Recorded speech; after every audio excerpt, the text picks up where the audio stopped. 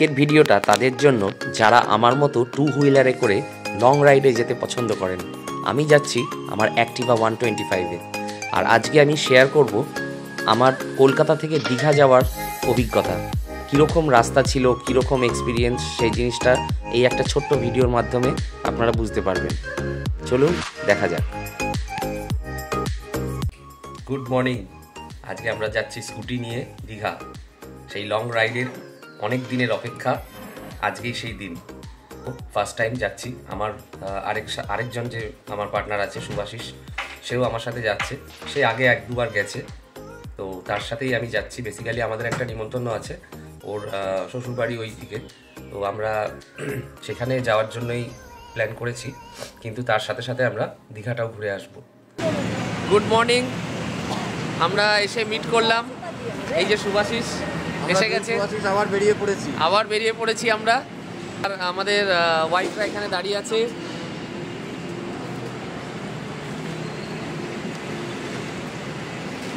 ঠাকুরের আশীর্বাদ নিয়ে আমরা বেরিয়ে পড়েছি আর যাচ্ছি দীঘার পথে। চলুন, যেতে যেতে দেখা হচ্ছে। একদম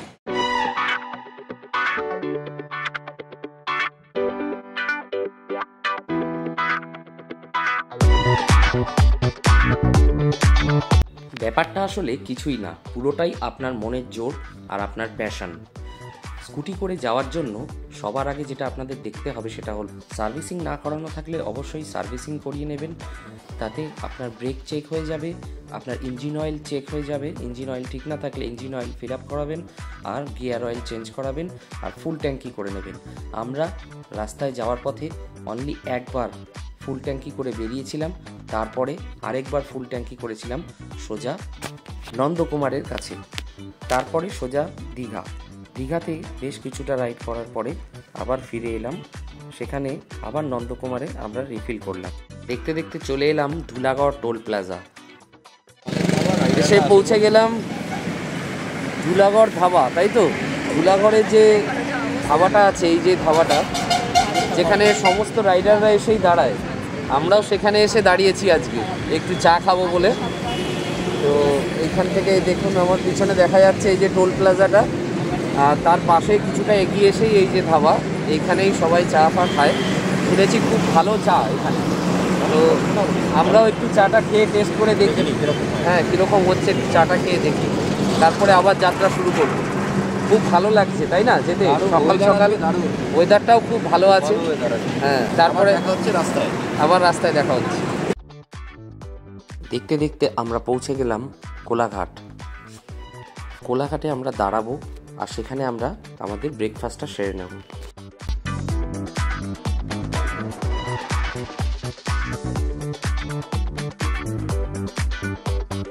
দেখুন কি অপূর্ব সুন্দর লাগছে কোলাঘাট ব্রিজ।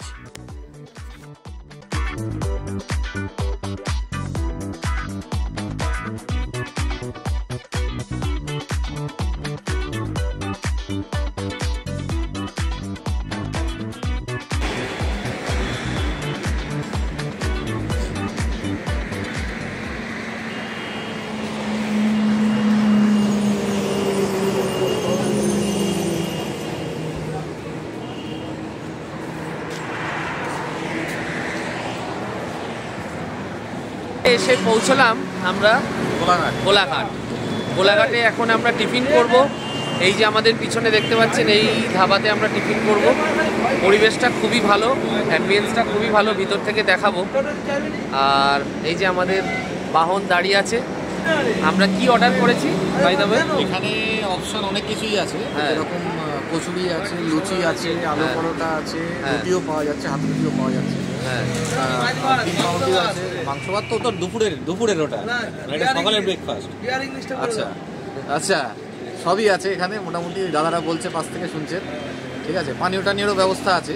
আচ্ছা, তো পানীয় ব্যবস্থা আছে, কিন্তু পানীয়টা তো একদমই উচিত হবে না, মুশকিল হয়ে যাবে। তো আমরা একদম মানে হালকার উপর দিয়ে যেতে চাইছি সকালটা, এই জন্য ডিম টোস্ট অর্ডার করেছি। আচ্ছা, ডিম টোস্ট অর্ডার করেছি, খুবই ভালো কথা, ডিম টোস্ট চলবে।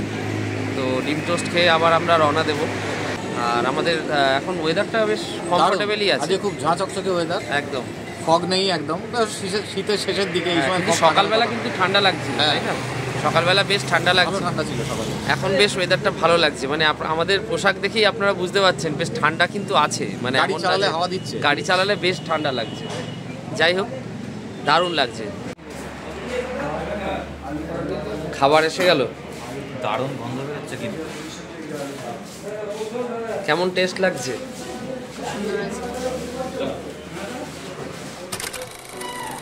ভালো করে ব্রেকফাস্টটা সেরে নিয়ে আবার রওনা হয়ে পড়লাম।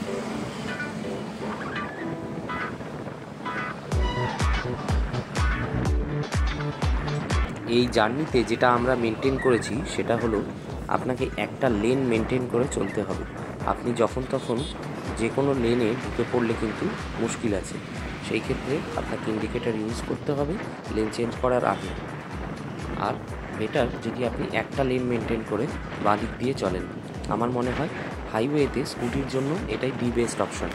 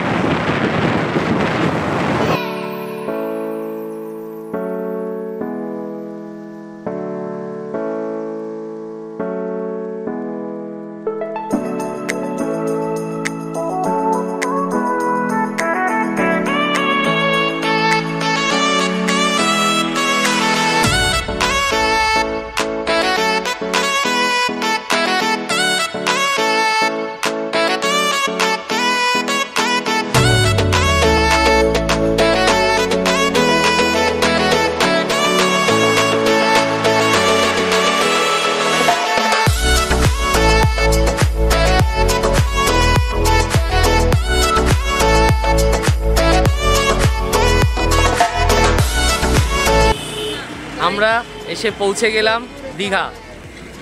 মহাদেবের আশীর্বাদে রাস্তায় কোনো অসুবিধা হয়নি, খুব শান্তিভাবে ভালোই ছিল। খুব ভালোভাবে আমরা এসে পৌঁছলাম দীঘা। আমাদের পিছনে দেখতেই পাচ্ছেন সি বিচ, এই সেই সমুদ্র। দারুণ লাগছে। একবার আপনাদের চারপাশটা ঘুরিয়ে দেখাই।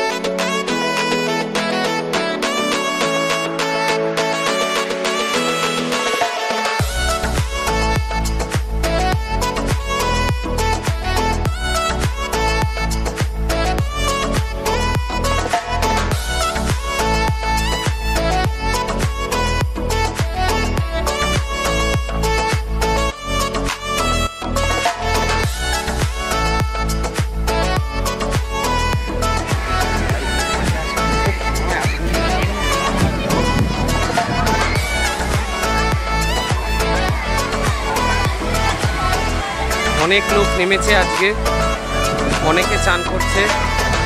যদিও আজকে শনিবার, কিন্তু শনিবার উইকেন্ড, সেই অনুযায়ী আমার মনে হচ্ছে এই পাশটায় এখন একটু ভিড়টা কম, তাও যথেষ্ট আছে। হ্যাঁ, এই দিকে ব্যারিস্টার কলোনির দিকে আরও বেশি ভিড় হবে আশা করছি। এই দিকটাতে দেখছি তাও অনেক লোকজন নেমেছে।